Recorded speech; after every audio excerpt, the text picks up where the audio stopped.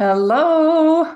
But what I'm talking about today is how long does it take to get sustainable weight loss? And I have to say, I remember when I felt like it's time to lose weight, feeling like, can it just be now? Can it just happen now? Because partly I was scared the process was going to be really tedious and really painful, and I was going to suffer a lot. And it turned out not to be the case once I found a way of eating that actually nourishes the body, and I quit fighting with my body. It didn't turn out to be hard or complicated, but there is a process, and I think it's helpful to get a little bit of understanding about that. So let's talk about how long it takes. So recently, last week, I think it was, I talked about how when we look at how fast can people lose weight, you look at a variety of diets, and you look at the slender weight eating approach.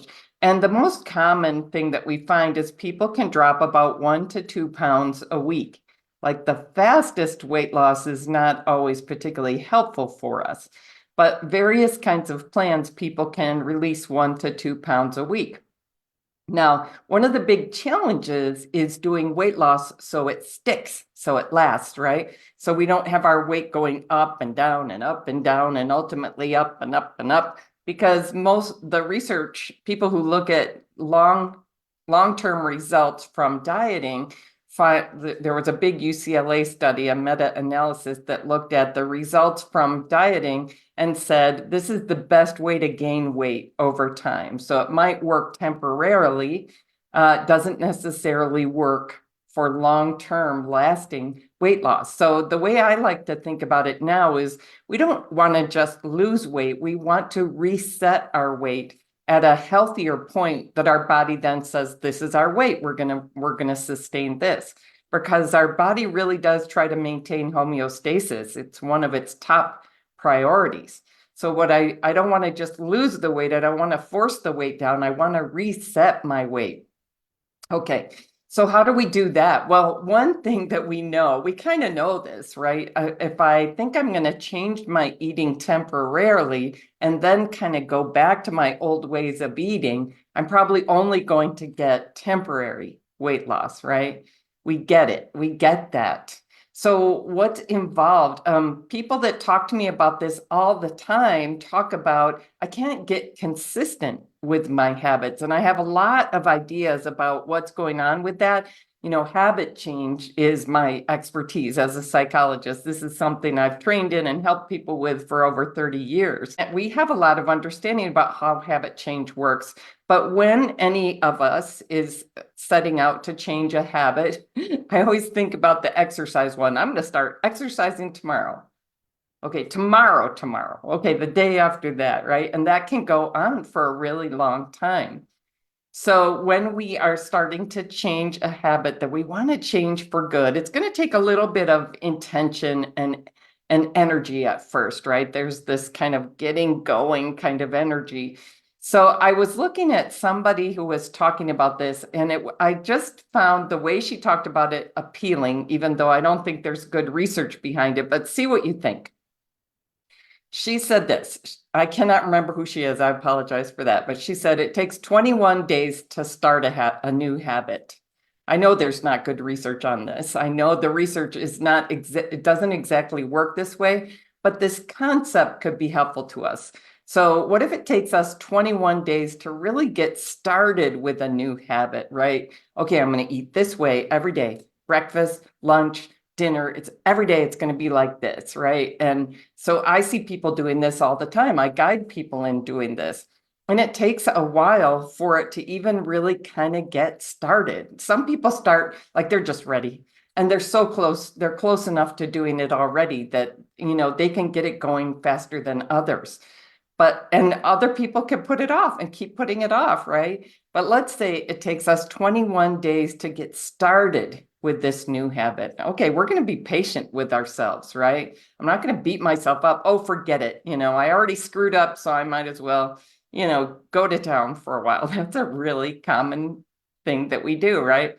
But let's just decide I'm changing my eating habits. I'm going to work at this. For me, I decided I'm going to work at this for a year.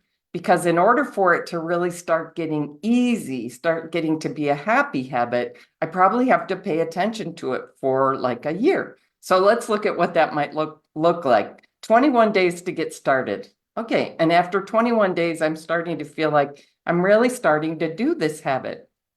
Now, this woman that was talking about it said it takes 12 weeks for that new habit to find a groove. Well, that seems kind of right to me. And I don't know exactly how you would study that in research, but this idea that, okay, within 21 days, I feel like I'm definitely starting these new habits. Within 12 weeks, I feel like I'm starting to really get a groove with these habits. Some of it is getting pretty easy. The idea then is it may take 6 months for that new groove to kind of lock down in your system. Like it just kind of is starting to roll on its own in a lot of circumstances. There's a lot of days, a lot of times of the day that I really don't have to think about it very much. It's starting to get easy. And one way I understand this is we're starting to build skills. And we're starting to do this. We've done this enough now that we have confidence. We know we can do it. When you start a new set of habits, you don't have confidence. You have to have commitment before you ever get to confidence. That's one reason a lot of us stop. Like, I don't want to be committed to it if I'm not confident about it. But the world doesn't work that way. We have to start with the commitment. All right, I'm just going to do this. Like for me, once I found these 4 principles that predictably and reliably added up to results, I just committed to them. And early on, I was crying because I wasn't confident. I wasn't skilled. I felt awkward. I don't know if it's going to work. The universe didn't promise me it was going to work, so I had to stay committed, even though I was unsure if it was going to work. But yeah, within 6 months, it's just starting to get in my system. It's a groove that's running. Now, there's this idea that it takes a year of continuously doing that habit for you to crave it. So the idea of if I want to write every day, I just want that to be my habit. Like it's going to take these 21 days for it to start to feel like, okay, I'm starting to get this. 12 weeks for it to start to feel like a groove. 6 months for the groove to be in my system, and a year for me to feel like if I miss a day of writing, I'm going to miss it. Like I crave it. And then there's the idea that it takes over 2 years for the new habit to become a permanent part of your identity. This is I just am a writer every day, or I just am a healthy eater every day, 3 meals a day. I'm not looking for any kind of reason to do anything differently. When it comes to eating, I always think of vegans or vegetarians and how, it's just their identity. It's that you can't talk them into, you can't tempt them into eating meat, right? Because that's just not what they eat. It's not part of their identity. So when healthy eating, like truly healthy eating, which is different from what's being promoted to us all the time, when that just really becomes a habit to the extent that it's part of a permanent part of our identity, wow, it's really grooving now. It's just something that doesn't take a lot of thought or energy. So when it came to healthy eating, this became really important to me. I want this to become a happy habit. I want it to become something I love, something I don't have to work at, something that doesn't feel difficult. Now, you can't expect that the first day, right? It can feel difficult. It can feel awkward at first. What am I doing? I don't like that feeling. I don't, you ever start a new job and it's kind of exciting, but it's kind of uncomfortable, right? So same thing with the new eating approach. So I just did a poll in my Facebook group. It was great how many people responded. And I was asking, what things derail you from healthy eating and weight loss? When you start a healthy eating and weight loss journey, what things derail you? And a lot of people, the number one answer was cravings for treats. It's a really interesting challenge. So I'm going to talk about how I discovered in groups of people who are learning this eating approach that women in my age group, 50s, 60s, 70s, we could absolutely learn this and we could absolutely get results when we did this. But we had a lot of arguments against it, like, It's just really, really important to me to be a foodie and to drink wine. And these things are very important to me, and I don't want to leave them behind. So it's like, well, can you have those and still have good health? Can you have those and still have a healthy weight? Is there going to need to be some kind of sacrifice? But there was this big anxiety, this big attachment to these treats. So it's an interesting idea, like, can I eat these things in some kind of moderate way without craving them, without them taking me off plan, without overeating them? Well, when we're actually talking about cravings, we may be talking about an addiction response that just gets started in our brains and it just starts to run on its own. We want more and more and more of that, right? And so if it's actually causing cravings, it might be something we want to just take a break from and see, actually, is this life changing? If I cut this out for a while, if I just abstain from it, does it bring a whole lot more calm into my life? Does it let my weight reset? Like, would it be worth possibly sacrificing that in order to have these other results I want? Now, for me, I got to the point where I was scared. I'm headed for the nursing home in my 60s. I'll be 65 in a few months. And 10 years ago, I thought, I actually think I'm headed for the nursing home if I don't make a change. So, one of the big messages that I teach, you'll hear me talk about all the time, is that most of the diet approaches out there do not result in lasting weight loss. They result in temporary weight loss that actually rebounds on us, right?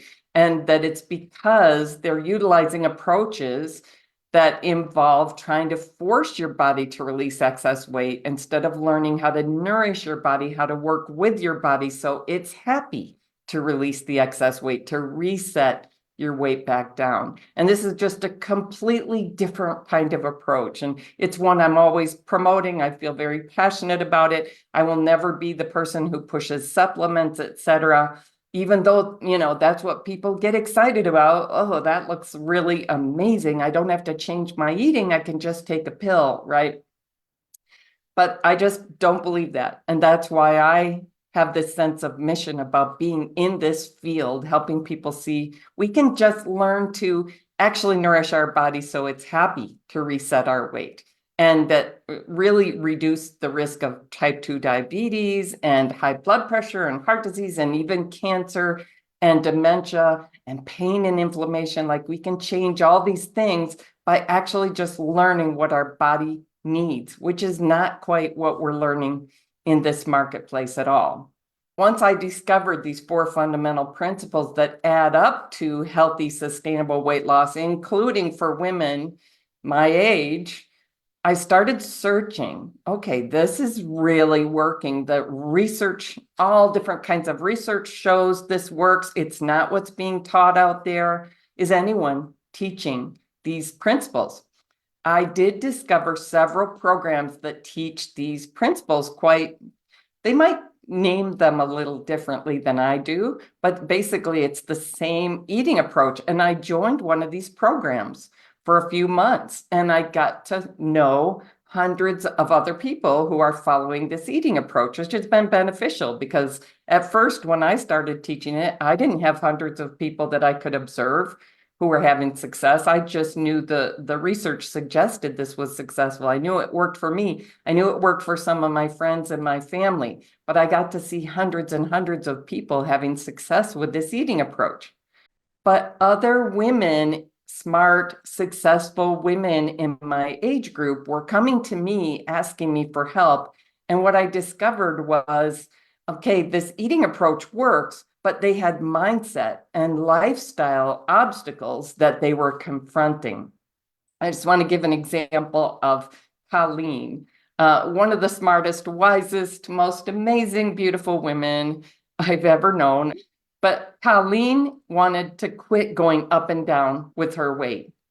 And it started to feel serious when her mother developed dementia, and Coleen felt like this has to do with the way we have been devoted to eating and drinking. I want to prevent that outcome for myself.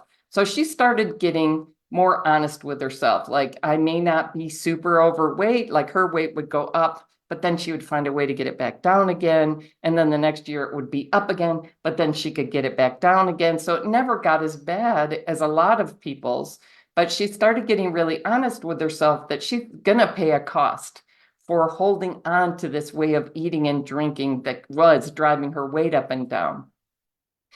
She had these habits, though, with her eating and drinking that felt really important to her. So, like wine and sweet treats felt like really important elements in her life. So, she'd take temporary breaks to get her weight down. And once she was happy with her weight again, she would take them up again and just try to really not go too far with them. But it created this cycle of stress and frustration and weight ups and downs. Can you relate to this?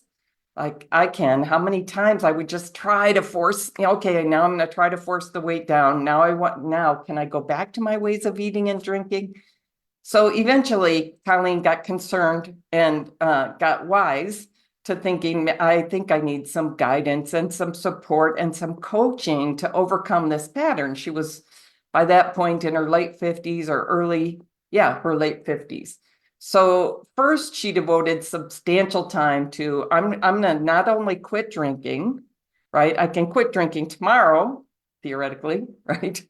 But I also want to quit missing it and pining for it. And I want to figure out what to do about a lifestyle that I have built around drinking. Like, can I have a nice meal without wine? She discovered she could. Can I have a fun vacation in Europe with my husband without wine?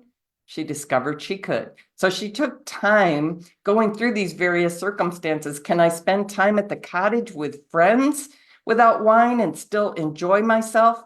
And she found absolutely she could. It got easier and more rewarding. So after spending some time, not only quitting drinking, but discovering actually my life can be even richer without it, she realized I need to do this with food now, right? It's probably the case that the same thing could be true with food. So she came to me for guidance and support around that. And she had some of these same initial fears and worries, like, I'm going to feel deprived. I'm going to feel sad. Life is going to be boring. It's not going to be wonderful if I change. Like those habits started in childhood, right? Having sweets at the end of a meal. And little by little, not only did she learn this way of eating, but she discovered it wasn't sad. She actually didn't feel deprived. She found she could thoroughly enjoy just eating and drinking nourishing food and drink day after day without having to hold on to those cravingful, highly processed, non-nutritious food-like substances that we tend to call treats. So not only did she set her weight back to a point that she's thrilled with, but she got so much energy back and such a calmer, happier mood. Within 21 days, she was starting a new habit. Within 3 months, that habit was starting to find a groove. Within 6 months, the groove was locking down in her system. And within a year, she was craving these healthy eating habits. Now, I want to let you know, like her mood completely transformed. She's enjoying life way more. She thought those things were giving her joy in life, but they were giving her boosts of pleasure, which is not the same thing as joy. And in fact, she's having so much more joy and a calm kind of joy than she was having before. She's enjoying her life. She's got more energy, and she just stays at this weight just happily and easily.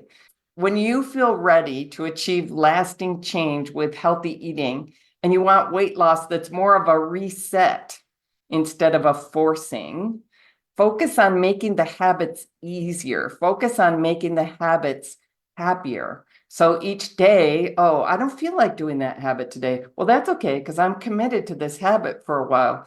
How can I enjoy it a little more? How can I make it a little easier if I'm finding it hard? So it doesn't have to be hard. It doesn't have to be complicated. but it only gets easy when you stick with it for an extended period of time. You stick with it through different contexts, and you find this is actually grooving for me, right? And you focus on changing mindsets. It needs to become something you choose. It needs to become a happy habit. All right. I hope this was helpful. If you suspect you would benefit from some support and guidance on healthy eating habits and weight loss that sticks, that resets, reach out to me. I love to help people, especially women in this age group. I have a sense of mission. I think the world really needs us to be well and not to be spending all our time and energy thinking about what's good to eat and how do I lose this excess weight and how do I rebound from the trip I just took where I went crazy, right? We don't need to live in that up and down kind of craziness. We can live in this like calm, joyful, I actually feed my body in a way that makes it healthy and happy every day, and I love it. It's not hard, right? All right, reach out if you'd like to talk with me more about it. I'd love to hear your experiences with this. Take care.